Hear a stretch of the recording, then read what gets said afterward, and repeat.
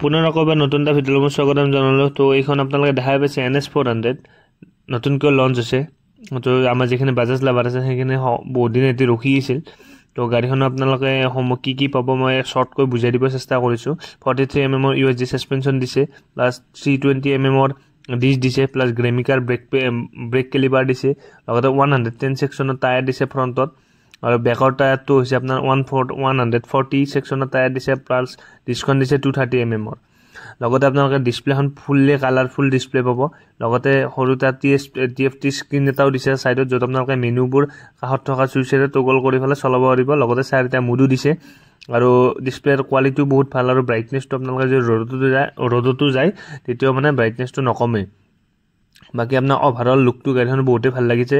বাকী টেংকি আপোনাৰ 12 লিটাৰৰ টেংকি, কিন্তু গ্লাছকেইখন আপোনালোকে NSৰ নিচিনা নাপায়। ডমিনাৰৰ যিকেইখন গ্লাছ সেইকেইখনে লগাই দিছে। বাকী আপোনাৰ চুইচৰ কোৱালিটি সকলোবোৰ মানে বহুতেই মানে ক'ব গ'লে প্ৰিমিয়াম কৰি দিছে। লগতে USB চাৰ্জাৰ পৰ্ট এটাও দিছে। বাকী NS200 যেনেকৈ হেলোজেন আহিছিল, ইয়াত আপোনালোকে সকলোবোৰ LED ছেটআপত পাব। লগতে আপোনালোকে ইয়াত ট্ৰেকশ্যন কণ্ট্ৰল পাব, ছুইচেবল ABS পাব। সকলো মানে NS400 হিচাপত মানে NS200তকৈ বহুত বস্তু সলনি হৈছে। লগতে আপোনালোকে ইয়াত 373cc একদম যদি পাৰফেক্টলি আপোনাৰ 400 নহয় 373cc আপোনালোকে ইঞ্জিন পাব, আৰু মেক্সিমাম পাৱাৰ পাব 40 bhp, আৰু মেক্সিমাম টৰ্ক পাব 35 নিউটন মিটাৰ টৰ্ক। আৰু আপোনালোকে ইয়াত ক'ব গ'লে আৰু এটা বস্তু ইয়াত একেলগে দি দিছে, যিটো আপোনালোকে আফটাৰ মাৰ্কেট আমাৰ ধৰক লগাই লয়, সেইটো হাজাৰ্ড লাইটটো ইয়াতে পাই দি দিছে বাজাজে। আপোনালোকে আৰু এক্সট্ৰাকৈ আফটাৰ মাৰ্কেট লগোৱাৰ দৰকাৰ নাই। এইটো হৈছে কিল চুইচ। আৰু এটা বস্তু দিছে, যিটো আপোনাৰ হেডলাইট অন অফ কৰিব পৰা চুইচ, সেইটো দি দিছে।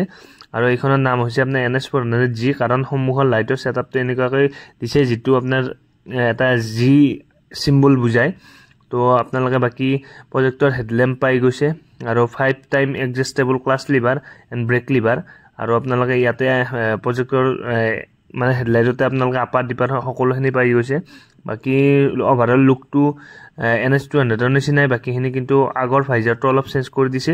বাকী অভাৰঅল লুকটো বহুতেই ভাল লাগিছে গাড়ীখনৰ। বাকী এতিয়া অসমত অহাৰ পিছত এটা ডিটেইল ভিডিঅ' বনাব চেষ্টা কৰিম। তো আজিলৈ ইমানে শ্বৰ্টকৈ আপোনালোকক বুজাই দিব চেষ্টা কৰিলোঁ। ভিডিঅ'টো কেনেকুৱা হৈছে ক'ব, আৰু কোনে কোনে ল'ম বুলি ভাবিছে। আৰু জুনৰ ফাৰ্ষ্ট উইকৰ পৰা ডেলিভাৰীও ষ্টাৰ্ট হৈ যাব।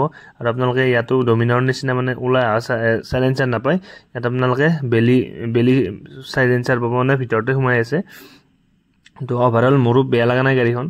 তো আপোনালোকে কোনে কোনে ল'ব কমেণ্ট কৰি জনাব। আৰু বুকিং ষ্টাৰ্ট হৈ গৈছে, 5000 দি হ'লে আপোনালোকে বুকিঙো কৰিব পাৰে। বাকী 185 আটাইতকৈ বেষ্ট কথা আছে ইয়াৰ 185 এক্স ৰুম, আৰু যদি হায়েষ্ট প্ৰাইজ যায় 2